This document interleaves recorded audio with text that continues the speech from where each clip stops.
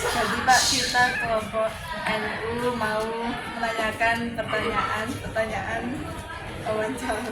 Nomor 1, sejak kapan NU didirikan dan apa tujuan utamanya? Organisasi Nahdlatul Ulama atau NU itu berdiri pada tanggal 31 Januari tahun 1926 di Surabaya. NU itu didirikan oleh banyak ulama-ulama, terutama saat itu di Jawa Madura, yang tujuan utamanya adalah melindungi praktek-praktek keagamaan, amalia-amalia ibadah yang dilakukan oleh ulama-ulama salaf, ulama dan juga mendukung untuk merebut kemerdekaan karena saat itu kita masih dijajah oleh. Selanjutnya, bagaimana peran Majelis Nahdlatul Ulama atau NU dalam perkembangan Islam di Indonesia? Nah, setelah berdiri, NU tidak hanya berdiri saja, tapi juga mewujudkan tujuan-tujuan itu. Contohnya, 1, mendirikan banyak pesantren di seluruh wilayah Indonesia, rumah sakit, sekolah, madrasah, terus termasuk perguruan tinggi yang sampai sekarang masih berdiri, yang itu semua untuk memproduksi, meningkatkan kualitas sumber daya manusia di Indonesia. Itu yang pertama. Yang kedua, NU juga mengamankan, melindungi amalia-amalia tradisional seperti apa yang diamalkan oleh ulama-ulama salaf, juga istiqo sampai seterusnya itu sampai sekarang masih dilindungi. Jadi bagaimana menjaga tradisi keagamaan itu bisa lestari sampai sekarang.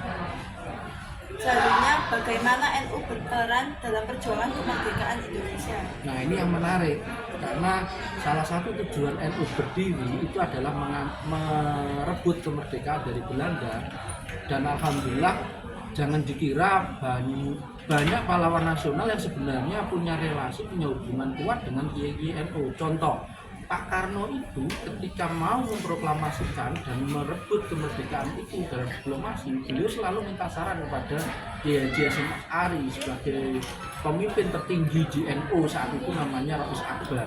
Bahkan Bung Tomo juga minta wejangan-wejangan ketika beliau mengubarkan semangat perang 10 November itu. Dan puncak dari usaha NU untuk merebut kemerdekaan itu setelah merdeka adalah pada tanggal 22 Oktober tahun 1945 ketika Belanda itu mendarat lagi di Indonesia dan membonceng tentara Nika untuk menjajah Indonesia kembali. Di Jakarta, di Tanjung Priok mendarat dengan baik, di Tanjung Emas Semarang mendarat dengan baik, di Surabaya dilawan habis-habisan, yang itu kemudian dikeluarkan sebuah fatwa resolusi jihad. Bahwasanya resolusi jihad itu umat Islam di seluruh Indonesia dalam jarak 60 km dari Surabaya wajib untuk memerangi Belanda. Kalau meninggal dihukumi mati syahid. Dan orang mati syahid itu kan nggak ada balasannya kecuali surga. Ini yang kemudian tanggal 22 Oktober itu ada fatwa, kemudian orang-orang desa, orang-orang basis masanya NU menggempur habis-habisan Belanda yang berada di Surabaya sehingga meletuslah perang 10 November yang sekarang kita peringati menjadi Hari Pahlawan. Itu diawali dengan 22 Oktober fatwa resolusi jihad. Makanya nggak heran kalau sekarang 22 Oktober itu diperingati menjadi Hari Santri Nasional. Artinya puncak perjuangan santri adalah membela negeri, mempertahankan kemerdekaan proklamasi Indonesia yang saat itu baru berumur hitungan jari, baru berapa bulan, itu 3 bulan, nggak sampai 4 bulan mau dijajah lagi. Oke, selanjutnya apa saja ya kontribusi NU dalam memperkuat? Selanjutnya apa saja kontribusi NU dalam memperkuat identitas keislaman di Indonesia?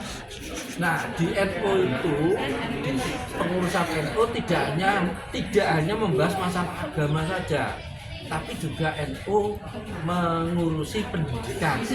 Ada namanya kampus-kampus NU yang di bawah naungan lembaga pendidikan tinggi NU.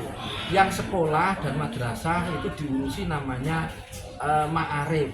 yang pondok pesantren diurusi namanya RMI, Robitoh Ma'ahid Islamiyah. Yang pertanian ono lembaga pertanian NU, ono lembaga pengembangan perekonomian NU. Bahkan urusan kesehatan diurusi NU, namanya lembaga kesehatan NU. Jadi jangan diasumsikan NU itu ya ngurusi tahlilan jubaan saja, tidak. Yang muda-muda ikut badan otonominya NU, namanya yang cewek namanya mulai yang kecil Ibnu, ikatan pelajar itu NU, kemudian ikut Bangkayat dan seterusnya Muslimah. Kalau yang cowok ikut Ibnu, ikatan putra NU, kemudian ikut Ansor. Nah ini ngurusi pemuda juga, ngurusi ekonomi, ngurusi pertanian, ngurusi nelayan, bahkan ngurusi bencana. Ada namanya lembaga penanggulangan bencana dan perubahan iklim, LPBI NU, ono lembaga bantuan hukum. Jadi kalau bahasa saya NU itu organisasi yang komplit gitu.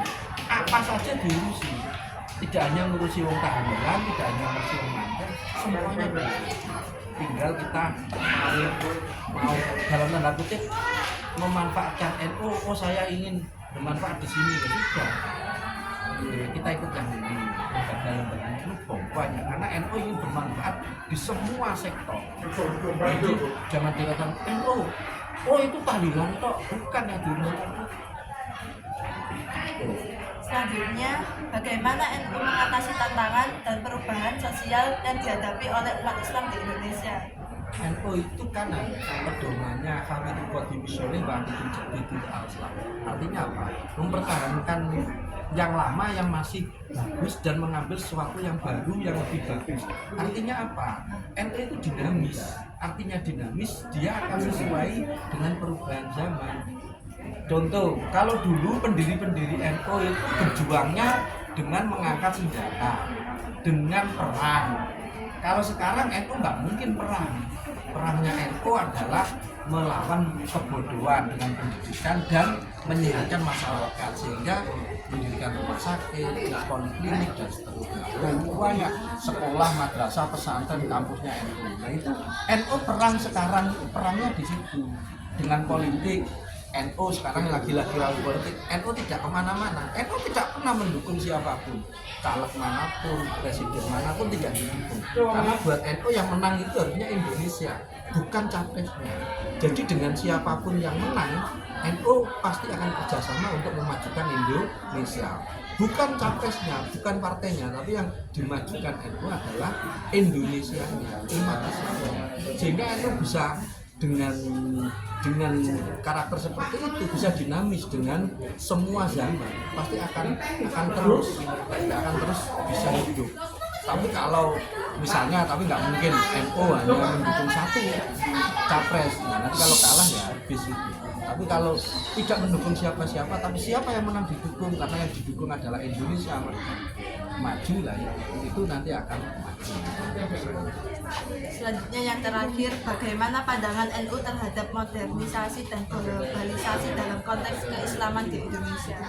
Modernisasi itu sesuatu yang tidak bisa ditolak, karena zaman itu terus berubah. Kalau kita dulu baca sawah dengan cangkul, sekarang dengan traktor dan lain sebagainya. Kita dulu naik kuda, naik sepeda motor itu sudah orang kaya. Sekarang bisa orang NU naik gaji belum naik kapal berapa bulan-bulan, sekarang hanya 10 jam itu sampai Al-Jabir. Itu modernisasi. Terus globalisasi itu nggak mungkin bisa ditolak. Makanya di NU itu sekarang pedomannya adalah merawat jagat, membangun peradaban dunia. Jadi yang diurusi NU sekarang tidak hanya NU di Indonesia, warga Islam di Indonesia, tapi NU sekarang sudah menjelma sebagai organisasi Islam terbesar sedunia. Jadi NU itu bukan terbesar di Indonesia, tapi terbesar sedunia. Apa buktinya? Di banyak negara, 60 lebih negara, NU membuka cabang, namanya cabang istimewa di Jepang, di Cina, di Amerika, di Kanada, Australia, Inggris, Belanda, Mesir, Arab Saudi. Semuanya negara-negara maju itu ada pengurus cabang istimewanya ini. Supaya apa?